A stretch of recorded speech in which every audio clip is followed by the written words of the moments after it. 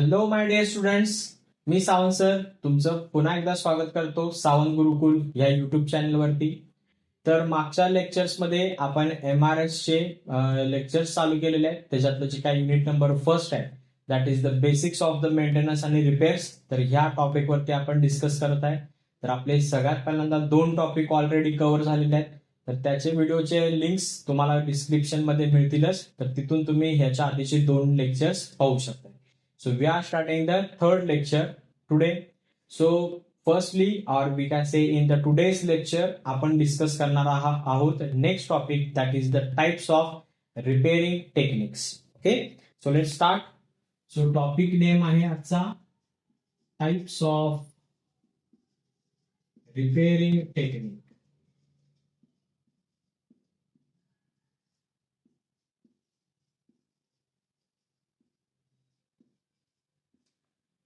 Okay, so सगळ्यात पहिल्यांदा ही repair म्हणजे काय असतंय ना, की रिपेअरची कन्सेप्ट काय. तर बघा, process of an reconstruction or the renovating of the any damage part of the structure. Okay, so repairing म्हणजे काय असतं, की एखादा जो काय डॅमेज झालेला जो काय पार्ट आहे त्याला रिकन्स्ट्रक्ट करायचं म्हणजे पुन्हा कन्स्ट्रक्ट करायचं, ऑर रिन्यूविंग म्हणजेच काय नवीन बांधायचं. दोन्हीचा अर्थ काइंड ऑफ सेमच आहे. तर अशा पद्धतीची जी काय ऍक्टिव्हिटी आहे त्याला आपण म्हणतो रिपेअर. जो removal of the existing structural components of the elements so as to make them operative. तर जो काही जुना भाग झाला असेल त्याला काढून टाकून नवीन त्याचं जे काय फंक्शनिंग आहे ते पुन्हा ऍज इट इज चालू करणं. This activity is the repairing to improve the architectural and the aesthetic shape of the damaged structures. तर हे जे काय रिपेअरिंग करण्यामागचं जे काय मुख्य पर्पज असतं तर ते काय असतं, की जी काय आर्किटेक्चरलची किंवा जी काय एस्थेटिकलची जी काय खराब जे काय व्ह्यू आपल्याला जो काय दिसत असतो ड्यू टू द जे काय क्रॅक्स पडले असतील किंवा जे काय डॅमेज स्ट्रक्चर असते, तर त्याचा आर्किटेक्चरल व्ह्यू आणि त्याचा असणारं जे काय एस्थेटिक आहे ते पुन्हा इम्प्रूव्ह करण्यासाठी आपण हे जे काय रिपेअरचं काम जे असतं ते आपण रिपेअर्समा करत असतो. It is the basically process that do not restore the original strength of the structure. तर ही गोष्ट सगळ्यात महत्वाची आहे. तर रिपेअर मध्ये त्याची असणारी जी काय ओरिजिनल स्ट्रक्चरल स्ट्रेंथ आहे, म्हणजे जे जेव्हा नवीन बांधलेली जेव्हा स्ट्रक्चरची स्ट्रेंथ होती तर ती स्ट्रक्चरची स्ट्रेंथ आपण त्याला पुन्हा देत नाही, तर फक्त वी काय कार्य करतो, we are improving only performance. लक्षात, म्हणजे त्याची जी असणारी ओरिजिनल स्ट्रेंथ आहे ती इम्प्रूव्ह करत नाही, तर आपण फक्त काय करतो, we are just improving the performance. Okay, so आता हे जे काय रिपेअर्स जे काय आहेत या रिपेअर्सना किंवा हे जे काय types of the repairs techniques आहेत याला बेसिकली 4 पार्ट मध्ये डिवाइड केलेलं आहे. तर ते 4 पार्ट आपण 1 बाय 1 आपण इन डिटेल मध्ये बघूया. याच्याबद्दल आपण मागच्या लेक्चर मध्ये पण बोललेलं आहे. तर आजच्या लेक्चर मध्ये आपण 1 बाय 1 इन डिटेल मध्ये डिस्कस करूया. तर सगळ्यात पहिली जी काय टेक्निक आहे ज्याचं नाव आहे रेट्रोफिटिंग्स. ओके, सो आता हे रेट्रोफिटिंग म्हणजे काय असते. सो बघा, it is the process of enhancing the resistance of the damage or the weak structure by the appropriate technique. तर याच्यामध्ये रेट्रोफिटिंग टेक्निकमध्ये आपण त्याचा असणारा जो काय रेजिस्टन्स आहे, म्हणजे स्ट्रक्चर जे काय डिमॉलिश होत असणार आहे किंवा स्ट्रक्चरचं जे काय डिटोरिएशन होत असणार आहे, एखादं वीक स्ट्रक्चर खराब होत असणार आहे, तर त्याची जी काय रेजिस्टन्स आहे म्हणजे त्याची जी काय ताकद आहे ती ताकद वाढवण्याचं काम आपण रेट्रोफिटिंगच्या थ्रू करत असतो. It is defined as an operation or activity in which replacing. तर सगळ्यात पहिल्यांदा ह्या ऍक्टिव्हिटीमध्ये काय काय गोष्टी इन्व्हॉल्व आहेत बघा. सगळ्यात पहिल्यांदा replacing, strengthening and repairing. Okay, so this done on the structure to improve the performance of the damaged portion and making it reusable. तर हे जे काय रिप्लेसमेंट आहे किंवा त्याच्या एखाद्या स्ट्रक्चरची जे काय स्ट्रेंथनिंग आहे म्हणजे स्ट्रेंथ वाढवायचं जे काय काम आहे किंवा त्याचं जे काय रिपेअरिंगचं जे काम आहे ते एखाद्या डॅमेज्ड स्ट्रक्चरल किंवा डॅमेज्ड पोर्शनवर करून त्याचा जो असणारा जो काय परफॉर्मन्स आहे हा परफॉर्मन्स इम्प्रूव्ह करण्याची जी काय प्रोसेस आहे त्याला आपण म्हणतो रेट्रोफिटिंग. तर this economical option immediate problem solver techniques rather than the replacement. तर आपल्याला रिपेअरिंग टेक्निकमध्ये एखादी गोष्ट रिप्लेस करणं म्हणजे आहे अशी ती गोष्ट काढून दुसरी लावणं याच्यापेक्षा रेट्रोफिटिंग करणं हे खूप आपल्याला इकॉनॉमिकल जातं आणि टाइम सेव्हिंग सोल्युशन होतं. आता हे कसं होतं, तर आपले जे काय स्ट्रक्चरल मेंबर्स असतात, तर हे स्ट्रक्चरल मेंबर्स जर तुम्ही बघितले, तर जसे की बीम्स झाले, कॉलम्स झाले, हे काही वर्षानंतर डिटोरेट होत असतात. स्लॅब झाला हा डिटोरेट होत असतो. तर ह्यांना आपण डायरेक्टली रिप्लेस करू शकत नाही. आणि त्यांना रिप्लेस करणं म्हणजे काय, की त्यांना तोडणं आणि परत रिकन्स्ट्रक्ट करणं. तर ही टेक्निक आपल्याला कामाला येऊ शकत नाही. मग याच्यापेक्षा आपण सगळ्यात बेस्ट ऑप्शन काय, तर we can repair them in terms of strengthening. मग त्याच्यामध्ये साईडनं जाळी वगैरे लावून वेगवेगळ्या टेक्निक आहेत रेट्रोफिटिंगच्या, ज्या आपल्याला नंतर पुढे पुढे बघता येतील. तर त्याच्यामध्ये आपण लो कॉस्टमध्ये जर आपण रिप्लेसमेंटशी कम्पेअर केली स्ट्रक्चरच्या, तर ही टेक्निक्स आपल्याला कामाला येत असतील. त्यानंतर नेक्स्ट पार्ट आहे, the main M of retrofitting is upgrade the strength. तर याच्यामध्ये जी काय स्ट्रेंथ जी आहे त्याच्यामध्ये इम्प्रूव्हमेंट रेट्रोफिटिंगमुळे येत असते. Than improving in the rigidity and the ductility of the existing structure. म्हणजेच एखादं नवीन कन्स्ट्रक्शन केल्यासारखी त्याची जे काय स्ट्रेंथ आहे ती तर येणार नाही, परंतु improvement in the strength, improvement in the rigidity आणि इम्प्रूव्हमेंट इन द डक्टिलिटी हे मात्र त्याच्यामध्ये होत असतं. म्हणजेच इनडायरेक्टली आपण म्हणू शकतो 100% स्ट्रेंथ नाही, पण 80 to 90% strength can be achieved by the retrofitting techniques. Okay. त्यानंतर next, it is an economical approach to increase the life span. जसं आपण मग अशी डिस्कस केलं की एखादी रिप्लेसमेंट करणं त्याच्यापेक्षा हे रेट्रोफिटिंग टेक्निक करणं आपल्याला कधीही इकॉनॉमिकल असतं. Retrofitting is the addition of the new technique to the older structure. तर जे काय आपलं असणारं जे काय ओल्डर स्ट्रक्चर आहे त्याला एक नवीन टेक्निक अप्लाय करून त्याची स्ट्रेंथ इन्क्रीज करण्याची जी काय ऍक्टिव्हिटी आहे यालाच आपण म्हणतो रेट्रोफिटिंग. ओके. सो आता ही रेट्रोफिटिंग आपण कोणकोणत्या कंडिशनला सुटेबल आहे, तर पहिली कंडिशन आपण याच्यामध्ये बघूया, कन्स्ट्रक्शन क्वालिटी फाउंड सब स्टँडर्ड. म्हणजे जर समजा कामाची जर क्वालिटी बांधताना जर खराब झाले असेल तर ऑब्व्हियस आहे त्याचं जे काय डिटोरेशन आहे किंवा त्याचं जे काय रिपेअर मेंटेनन्स आहे हा सारखा सारखा आहे ना. सो त्या कंडिशनमध्ये आपल्याला रेट्रोफिटिंग खूप कामाला येऊ शकतं. Structure was not properly design by the structural designer. जर समजा स्ट्रक्चरल डिझायनरनं दिलेल्या ड्रॉइंग्स प्रमाणे जर समजा ड्रॉइंग केलं नसेल किंवा स्ट्रक्चरल डिझायनरनं स्वतःच डिझाईन जर व्यवस्थित जर दिलं नसेल तर आपल्याला ह्या अशा पद्धतीच्या अडचणी येऊ शकतात आणि तिथं आपल्याला रेट्रोफिटिंग सारखं काम करणं गरजेचं असू शकतं. To retain and maintain the historical view of the important structure. आता जसं की फॉर एक्झाम्पल विठ्ठलाचं आपलं विठ्ठल रुक्माईचं पंढरपूरचं मंदिर आहे किंवा जे काय हम्पीचे जे काय वेगवेगळे जे काय स्ट्रक्चर्स आहेत किंवा अजंठाचे स्ट्रक्चर्स आहेत ज्याला हिस्टॉरिकल इम्पॉर्टन्स आहे, तर हे स्ट्रक्चर्स आपण पाडून रिप्लेस करू शकत नाही ना. मग अशा वेळेस आपल्याला काय करणं गरजेचं आहे, तर अशा वेळेस ही रेट्रोफिटिंग साठी टेक्निक वापरणं गरजेचं आहे, ज्याच्यामध्ये आपण त्याचा अस्थॅटिकल व्ह्यू कुठेही डिस्टर्ब न करता त्याला स्ट्रेंथनिंग करण्याचं काम करत असतो. Next, structure is expanded and renovated and rebuild. जर समजा ओरिजिनल स्ट्रक्चर जर एक्सपांड केलं, त्याला परत बांधलं किंवा एखादं रिनोव्हेशन केलं, तर अशा कंडिशनमध्ये सुद्धा स्ट्रक्चरल स्ट्रेंथ वीक होऊ शकतात. तर ती परत रिगेन करण्यासाठी आपण रेट्रोफिटिंग करू शकतो. Functional use of the structure has been changed. आता फॉर एक्झाम्पल एखादी बिल्डिंग जर समजा एका रेसिडेन्शियल यूजसाठी होती, परंतु त्याला काही कारणास्तव कन्वर्ट केली एखाद्या समजा शॉपिंग हबमध्ये किंवा एखाद्या दुकान गाळायला लागेल, तर लोकांचा जो काय फुटफॉल आहे तो इन्क्रीज होणार आहे.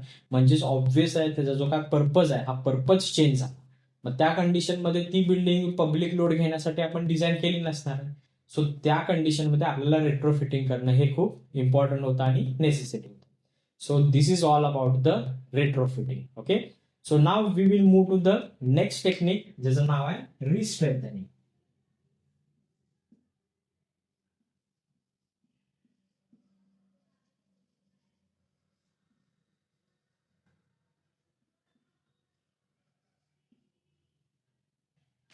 तर तुम्हाला त्याच्या नावातनंच कळत असणार आहे रिस्ट्रेंथनिंग म्हणजे काय, की त्या स्ट्रक्चरला नवीन स्ट्रेंथ देण्याचं काम करणं. म्हणजेच त्याची जी काय स्ट्रेंथ आहे ही स्ट्रेंथ इम्प्रूव्ह करणं. Okay. So process of adding strength to the any part of the existing structure including the higher strength than the original. त्याच्या ओरिजिनल स्ट्रेंथ पेक्षा सुद्धा त्याला जास्तीची स्ट्रेंथ प्रोव्हाइड करायचं जे काय काम आहे that is the work of the restrengthening. Basic aim is to upgrade the resistance of the existing structure or the removal of the damaged part to provide the better function.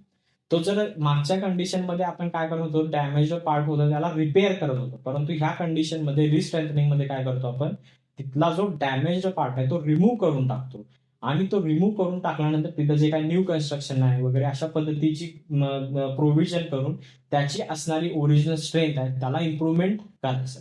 So this technique is the restrengthening technique.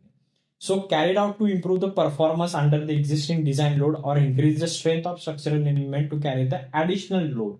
तर तो ते जे काय structure आहे हे त्या ज्या design लोडसाठी जे काय कन्स्ट्रक्ट केलेलं आहे त्या डिझाईन लोडपेक्षा जास्त लोड देणं कॅरी केला पाहिजे किंवा त्याची जी काय लोड कॅरिंग कपॅसिटी आहे ही इन्क्रीज झाली पाहिजे. जसे की मागच्या एक्झाम्पलमध्ये आपण बघितलं, जर समजा एखाद्या बिल्डिंगचा जर पर्पज आहे रेसिडेन्शियल आणि तिथे जर पब्लिक बिल्डिंग सारखा जर फुटफॉल पडत असेल तर तिथं आपल्याला त्याची स्ट्रेंथ इन्क्रीज करणं गरजेचं आहे. सो अशा कंडिशनमध्ये we will use also the re-strengthening techniques. Okay, it's prevent the major deterioration that leads to the collapse. म्हणजे जे काय एखादं मेजर कोलॅप्स किंवा एखादी जीवितहानी किंवा मोठं नुकसान जे होणार आहे त्याच्यापासून जर आपल्याला वाचायचं असेल तर आपल्याला जिथं जिथं डॅमेज स्ट्रक्चर आहे तिथं तिथं अशा पद्धतीची रिस्ट्रेंथनिंगची जी काय रिपेअर टेक्निक आहे ही इम्प्रूव्ह करणं किंवा वापरणं गरजेचं आहे. आता ही रिस्ट्रेंथनिंगची टेक्निक्स आपल्याला कुठं कुठं कामाला येतात तर बघा, structural member shows the cracks, excessive deflection or the distress. जेव्हा आपण एखाद्या स्ट्रक्चरल मेंबर्समध्ये, म्हणजे स्ट्रक्चरल मेंबर्स म्हणजे काय, स्लॅब्स असतील, कॉलम्स असतील, बीम्स असतील, तर इथं जर समजा आपल्याला जर मेजर क्रॅक्स बघायला दिसायला लागले किंवा ह्याच्यामध्ये जर समजा एक डिफ्लेक्शन म्हणजे जे काय बेंडिंग आहे हे बेंडिंग जर समजा आपल्याला जास्तीत जास्त दिसायला जर लागलं किंवा डिस्ट्रेस म्हणजे जे पूर्ण सगळे डिस्टर्ब झाल्यासारखं, जसे की कॉन्क्रीटचा जो काय बीम आहे हा कसा दिसला पाहिजे, अगदी स्मूथ सरफेस सारखा दिसला पाहिजे, परंतु जो जर समजा असा क्रॅक केल्यागत आहे किंवा असा पावडर पडल्यागत आहे किंवा हनी कोमिंग काइंड ऑफ जर स्ट्रक्चर झालं असेल then that shows the distressing. तर त्या कंडिशनमध्ये आपल्याला तिथं रिस्ट्रेंथनिंग करणं खूप गरजेचं असतं. Then second is that structure is damage due to the earthquake, fire, flood. जर समजा अशा पद्धतीची जर काय कंडिशन आली तर त्या कंडिशनमध्ये आपलं स्ट्रक्चर खराब होते आणि त्यावेळेस हे रिस्ट्रेंथनिंगचं काम करणं खूप गरजेचं असतं. And lastly, reinforcement of the steel is corroded and concrete strength is reduced. जेव्हा पण कॉन्क्रीट मधली जी काय स्टील आहे हे करोड होतं किंवा त्याच्यातलं जे काय कॉन्क्रीट आहे त्याची जी काय स्ट्रेंथ आहे ती वीक होते, त्या कंडिशनला आपल्याला हे रिस्ट्रेंथनिंगचं काम करणं खूप गरजेचं राहतं. ओके, ठीक आहे. Now moving to the next part किंवा next technique is the rehabilitation.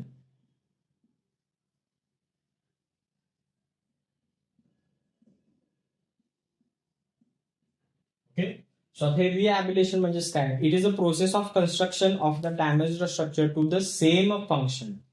म्हणजेच काय की जे डॅमेज झालेलं जे काय स्ट्रक्चर आहे हे स्ट्रक्चरच नवीन बांधायचं आणि त्याचं जे काय फंक्शन आहे हे ऍज इट इज चालू ठेवायचं.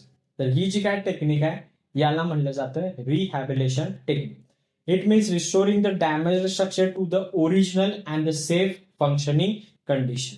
मग याच्यामध्ये काय काय येतात तर acts of making the optimum use of an A structure with the through the repairs, alteration and additions while preventing the damaged portion and features are earlier. Okay, so ही जी काय रिहॅबिलिटेशन कंडिशन मध्ये जेव्हा आपण एखादं damage structure काढून नवीन structure बांधतो मग त्याच्यामध्ये आपण काय काय करतो तर बेसिकली त्याचं रिपेअरिंग करतो.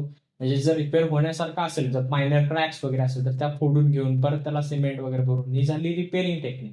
जर ते शक्य नसेल तर त्याच्यामध्ये अल्टरेशन करायचं, त्याच्यामध्ये अल्टरेशन पण शक्य नसेल तर ॲडिशन करायचं.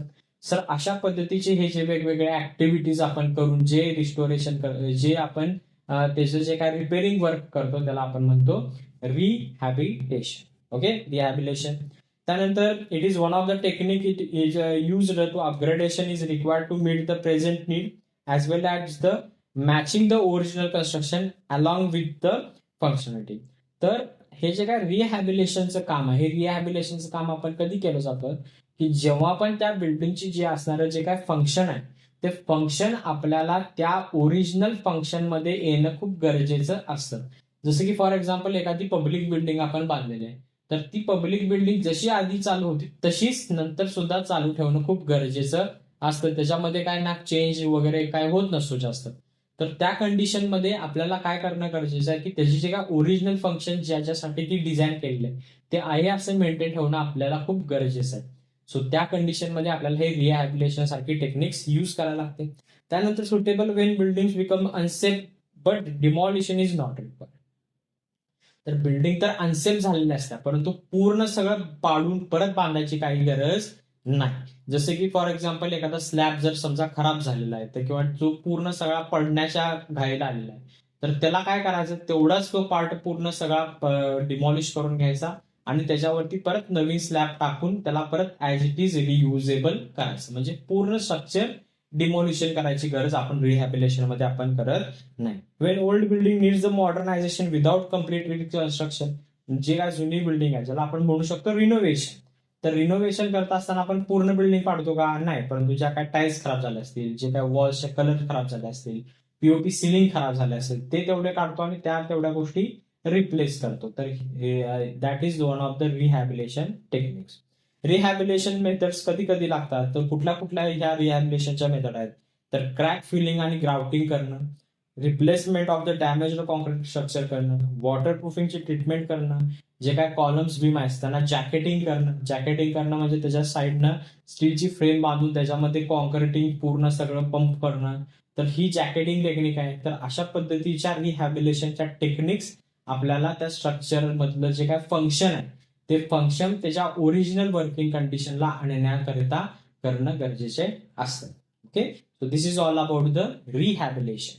So now moving to the next technique, that is the restoration.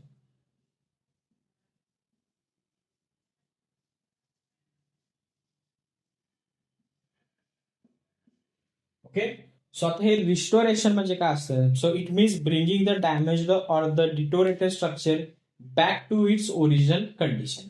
तर जे काय स्ट्रक्चर आपलं जे काय खराब झालेलं आहे किंवा त्याचे जे काय पूर्ण सगळे पार्ट जे खराब झालेले आहेत ते त्याच्या ओरिजिनल कंडिशनला आणण्याची जी काय प्रोसेस आहे त्याला आपण म्हणतो restoration. And its original conditions, it appearance and it's performance, म्हणजे फक्त त्याच्या कंडिशनला चालण्याचं नाही, तर ते जे पहिला जसं दिसत होतं त्या अपीअरन्स मध्ये पण आणायचं आणि त्याचा असणारा जो काय परफॉर्मन्स आहे, म्हणजे ते जे काय काम करत होतं त्याचं जे काय फंक्शन होतं ते सुद्धा त्याच्या ऍज इट इज कंडिशनला आणायचं. सो ही जी काय प्रोसेस आहे ह्याला आपण म्हणतो rehabilitation. The process of returning to its original condition or to the state of similar to its original condition. आता हे जे काय ओरिजिनल कंडिशनला त्याला आपल्याला जे काय आणायचं आहे हे आपण कसं आणू शकतोय? तर याच्यासाठी एकच पर्याय, तो म्हणजे काय की त्याच्या ठिकाणीच एक दुसऱ्या नवीन प्रकारचं स्ट्रक्चर किंवा नवीन प्रकारचं जे काही इलिमेंट्स आहेत ते कन्स्ट्रक्ट करणे, तरच आपण त्याला आहे त्या ओरिजिनल अपीअरन्स मध्ये ओरिजिनल गोष्टीमध्ये त्याला आणू शकतो. Okay, so this is the restoration technique. So main objective of this restoration technique is to increase the strength of load bearing element.